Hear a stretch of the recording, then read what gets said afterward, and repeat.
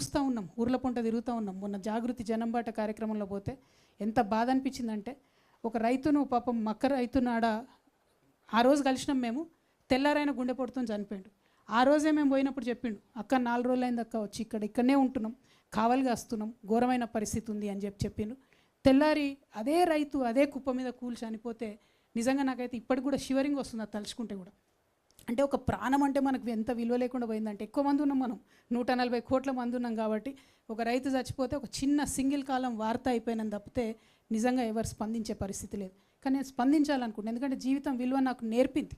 జీవితంలో నేను పడ్డ కష్టాలు, ఒక మనిషి జీవితం ఎంత విలువైనది అన్నది నాకు నేర్పింది. కాబట్టి ఒక సంకల్పంతో, ఒక సీరియస్ కమిట్మెంట్తో నేను వచ్చిన మా రైతన్నలకు నేను మాట ఇస్తూ ఉన్నా, మీకు గౌరవం దక్కేది దక్కాల్సిందే, దానికోసం అన్ని ఏర్పాట్లు మా ప్రభుత్వంలో చేస్తాం.